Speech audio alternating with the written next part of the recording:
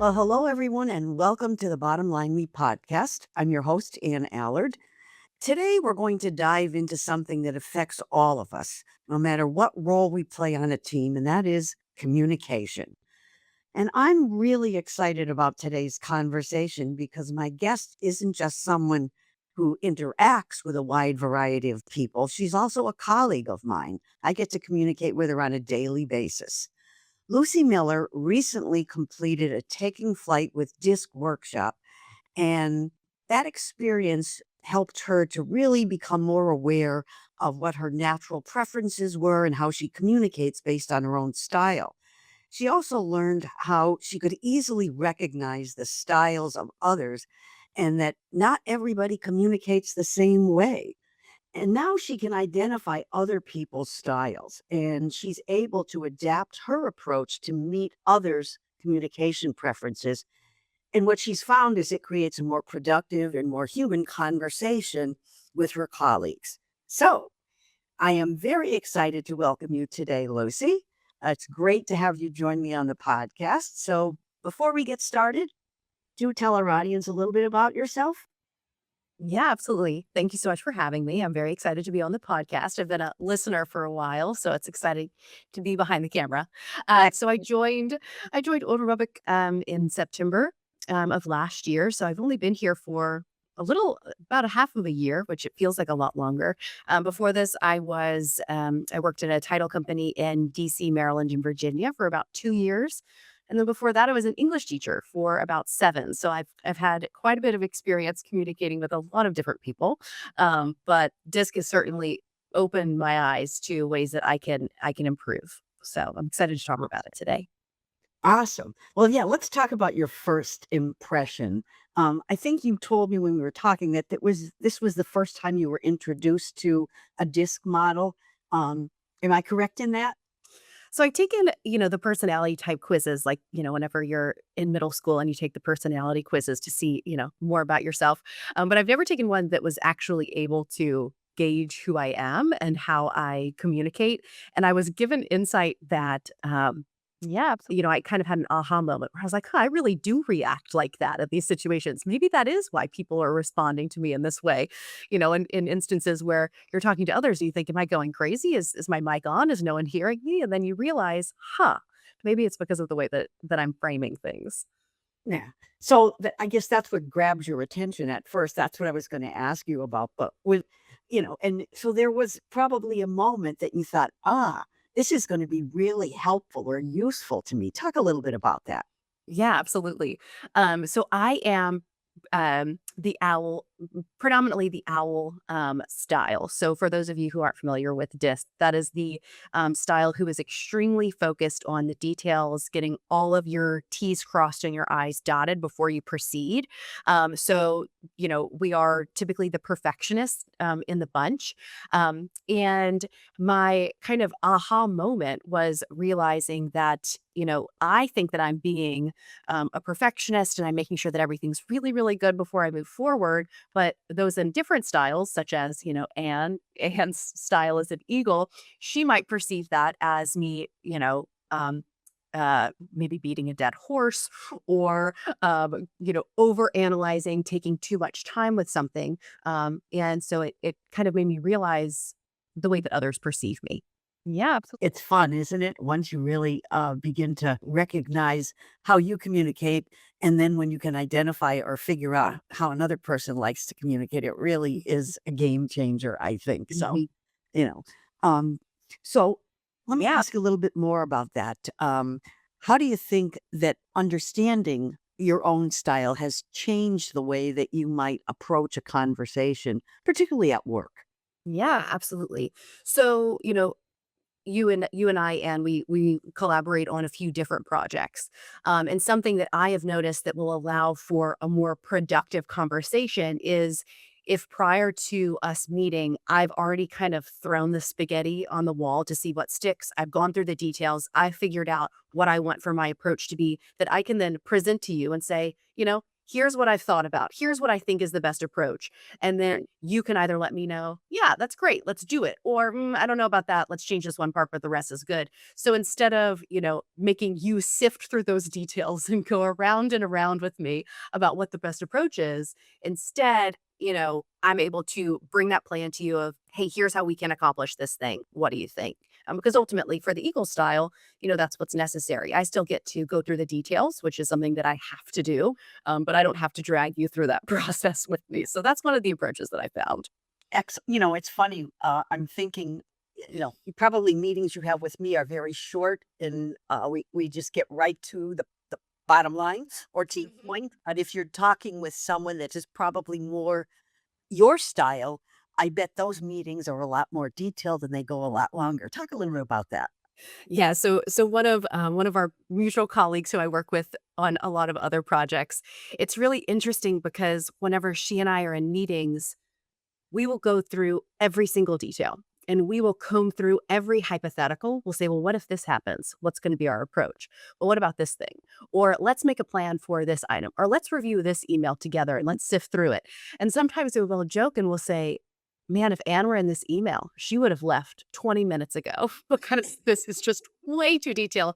But there will be sometimes, after we realize that we've gone around and around about, maybe a topic and we can't really break through and come up with a solution, we then realize, actually, let's bring in Anne, or let's bring in, someone who has more of that eagle personality so that they can say, listen, here's the perspective that I'm seeing, and here's what I would do to basically cut to the bottom line. And then it helps me kind of get jarred out of that cyclical nature that owls can get stuck in, because we want it to be perfect. We want it to be the best. But then if you bring an eagle in who, wants to get to that end goal, then the eagle is able to say, here's the approach. Cut all the rest of the stuff. Here's what we need to do. And it helps break it up a little bit. Yeah. Yeah, and I think going through the workshop, you may recall that there's one section in it where and the workshop goes through the team dynamics, and that there's no best personality style on a team. That a well balanced team probably has some of every style, Mhm. because you need the person like me that's going to say, let's get to the objective here. You need the person like you that's going to poke holes into things, but we also need somebody that's going to bring a little energy and excitement, and somebody else that's going to say, let's make sure that we're taking care of everything and everybody. So, Mhm. you talk a little bit about what it's like to be on this team. You probably, well, what everybody's style is, but just being aware of that, do you think that's changed the dynamics of how you communicate with this team, or how this team communicates with each other?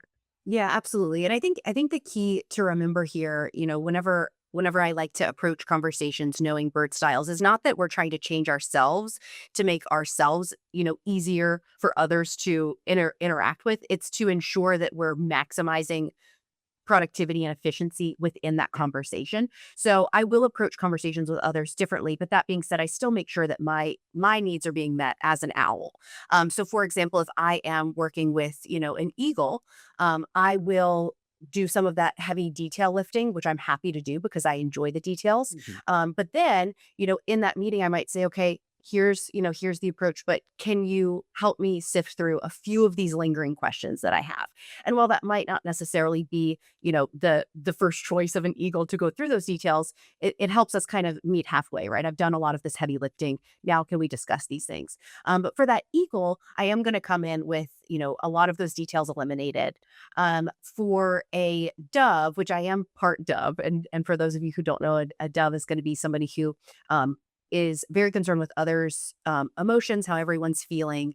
They're kind of the peacemaker. Yeah, if I'm approaching another dove, it's pretty easy just because I'm kind of half and half owl, half dove, even though I kind of claim owl a little bit more than the dove. For a dove, I might make sure that I'm checking in with them first. Saying, how do you think this went? Or what were your initial thoughts on this project? Or, what was kind of the main thing that stuck out to you, just so that we can from the get-go, I can let them know that their opinions will be heard and valued so that they might feel more comfortable moving forward, listening or, sharing those ideas that they have. And they might even be more comfortable sharing maybe some more constructive criticism, which owls are or which doves are a little bit hesitant to share because they don't want to hurt others' feelings. But if I let them know from the get-go that I'm interested in that and that I want to hear that, they might be more comfortable being a little bit more constructive. And then for parrots, it's funny because I'm a parrot in my personal life. I'm pretty even parrot in my personal life, but in work I'm not a parrot at all. The dove, I mean the owl kind of overrides that. But if I'm working with a parrot, I might make sure that I'm, kind of engaging first on a more personal level and having a little bit of small talk. Yeah. Hey, like what did you do this weekend? Or I loved, that comment that you made the other day. Tell me more. Just that I can let them know that, they're welcome to bring that enthusiasm and that excitement to the conversation. Yeah, absolutely. Yeah, absolutely. Yeah. Yeah, absolutely. For those in the audience that might not know about this particular model, let's just give them, a high level overview of what the D style is. The D is which style?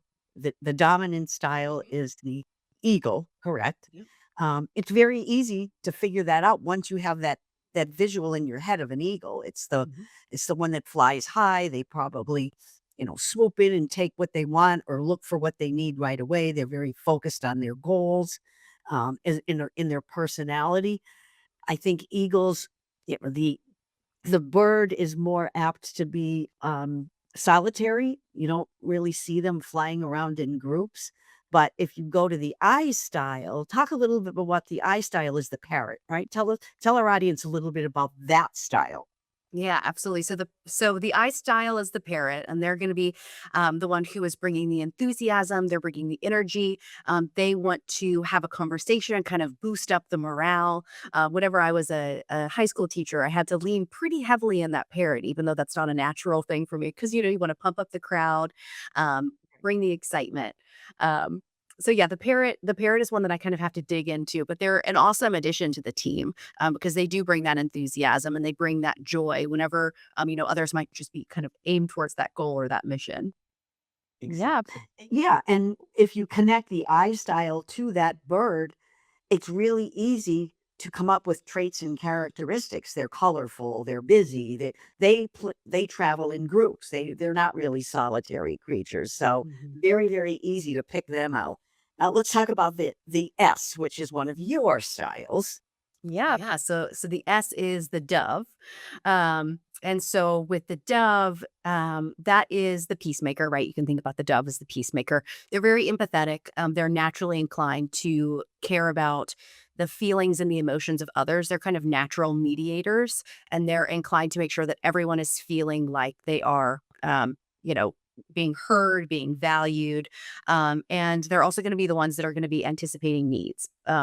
Of others on the team as well. So they will be less inclined to give you constructive criticism.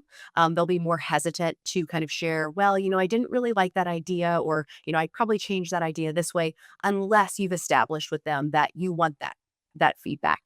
They're also going to be a little bit sensitive to um, some of the approaches of an eagle in the sense that if you're coming in and just saying, well, we need to change all of these things or we need to do this to make this better and yada yada yada, they might be a little bit sensitive to that.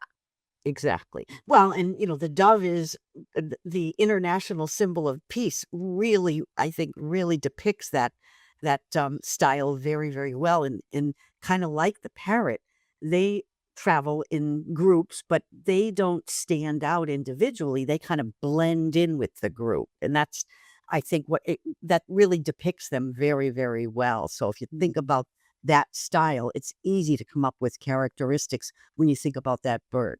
You know? Mhm. So let's go to your favorite now.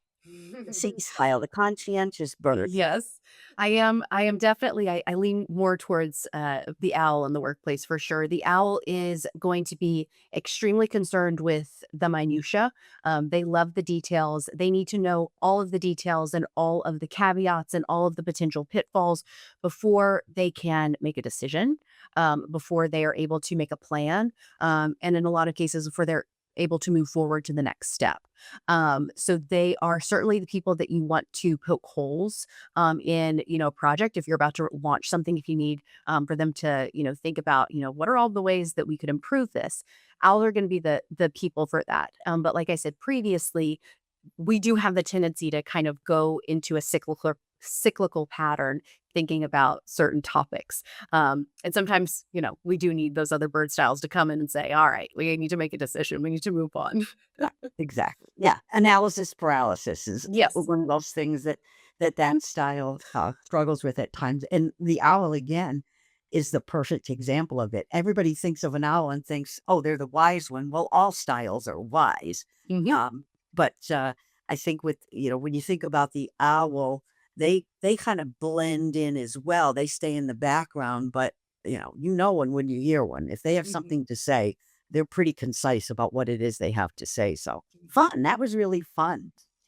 So I got to ask you this, hey, we all deal with stress and tension in our work and personal lives, but do you think learning this has helped you to navigate things like that a little bit better? Or do you feel as though you can come to a challenging conversation or situation and walk away feeling like it was a win-win? Yeah. Yeah. I think, for the first question regarding stress, I think for an owl dove, that is something that kind of weighs on us just because we are able to see all the details. We're able to see all the potential pitfalls, and that is kind of overwhelming. And then you mix that with a dove who wants to make sure that everyone's taken care of, that that they're meeting everyone's expectations. It can be kind of a tricky combination there.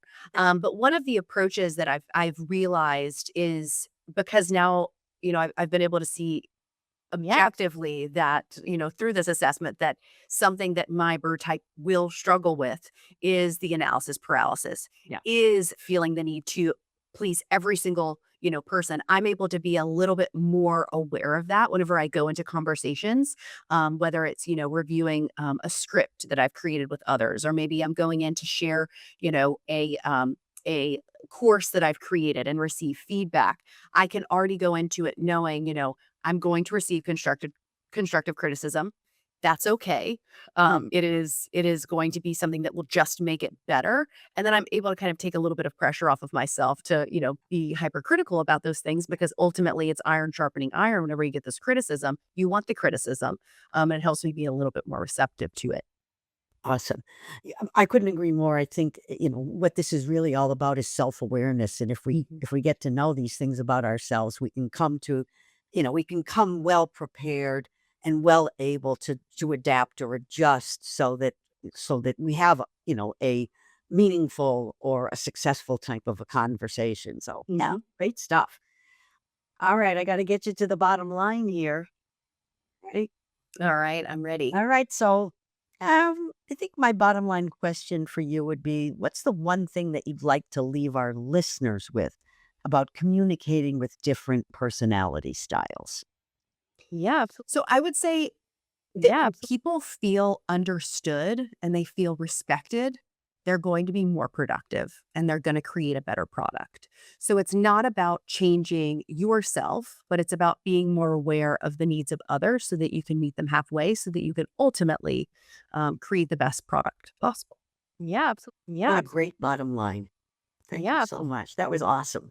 Well, Lucy, thanks for having this conversation with me. I love communicating with you, and it's really fun that we're able to identify, recognize each other's styles, and have a very productive working relationship. So, thanks again for Yes, joining me.